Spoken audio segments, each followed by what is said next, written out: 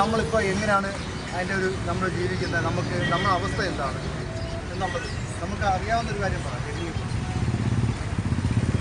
ഇപ്പോഴത്തെ കാലഘട്ടത്തിൽ ഈ രാസലഹരി ഉപയോഗിക്കുന്ന കുട്ടികൾ അല്ലെങ്കിൽ നമ്മുടെ സമൂഹത്തിന് എന്തുമാത്രം അപകടം ഉണ്ടാക്കുന്നത്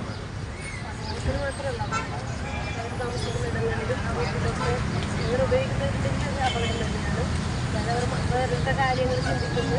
രക്ഷിതാക്കൾ പറയുന്നത് അവരുടേതായ കാര്യങ്ങൾ അവർ നേടിയെടുക്കുന്നു. നമുക്ക് എന്ത് ചെയ്യാൻ പറ്റും?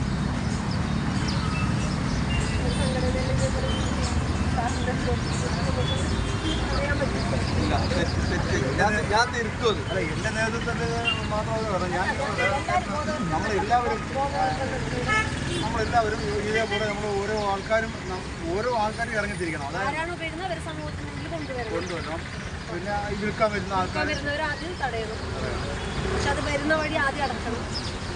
ഇപ്പോൾ ഈ വീടുകളിലെ അച്ഛനും അമ്മയും ഒക്കെ യഥാർത്ഥത്തിൽ ഇപ്പം നല്ല സന്തോഷത്തോടെ മക്കളെ കുഴപ്പക്കാരല്ലെങ്കിൽ പോലും ഒരു പേടി അവരുടെ ഉണ്ട്. സ്കൂളിൽ കൊണ്ട് ലേറ്റ് ആയിട്ട് ഒരു 10 വൈകിയാൽ രക്ഷിതാക്കൾ പേടിക്കും. രാവിലെ സ്കൂളിലേക്ക് രക്ഷിതാക്കൾക്ക് ഉച്ചയ്ക്ക് കുട്ടികൾ ക്ലാസ്സിലുണ്ടോ, ഉച്ചയ്ക്ക് ശേഷം കട്ട് ചെയ്ത് പോകുന്ന സ്കൂളിൽ അതൊക്കെ രക്ഷിതാക്കൾ കൂടി ഇപ്പോൾ പണ്ടെങ്കിലും അങ്ങനെ ഉണ്ടായിട്ടില്ല.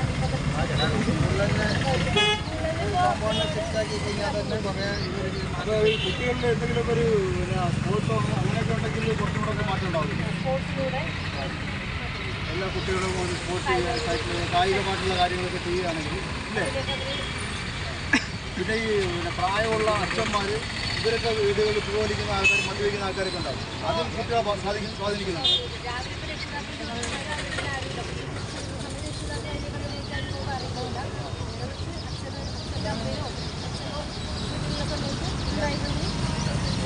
ഞാൻ ആൾക്കാരോട് പറയുന്നത് ഈ എഞ്ചിനീയറോ ഡോക്ടറോ ആക്കുന്നതിനുപരിയായിട്ട് ലഹരി ഉപയോഗിക്കാതൊരു സാധാരണ മനുഷ്യനാക്കി മാറ്റുക, അതിന് പ്രാധാന്യം കൊടുക്കുക എന്ന് പറയുന്നത്. അതിനാണോ പ്രാധാന്യം കൊടുക്കേണ്ടത്, അതോ ഈ എഞ്ചിനീയർ ആക്കുക എന്നുള്ളതാണോ പ്രാധാന്യം?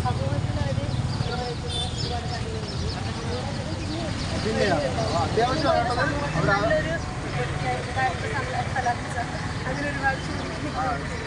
നമുക്കായി പോലുള്ള ആൾക്കാരാക്കി മാറ്റുക. അപ്പോൾ ലഹരി ഇല്ലാത്ത ഒരു ജീവിതം എല്ലാ ആൾക്കാർക്കും സ്വപ്നം കാണുകയാണ് ഇല്ലേ. കാരണം നമ്മളൊക്കെ ഇപ്പോൾ പേടിച്ചാണ് ജീവിക്കുന്നത്. കാരണം ഇപ്പോൾ ഈ ലഹരി ഇപ്പോൾ ബാധിച്ചിരിക്കുന്ന ഈ പുതിയ സമൂഹത്തെയാണ്. അത് പുതിയ തലമുറ. ഒരു തലമുറയ്ക്കകത്ത് വന്നു കഴിഞ്ഞാൽ ആ തലമുറ നശിച്ചു കഴിഞ്ഞാൽ നമ്മുടെ രാജ്യം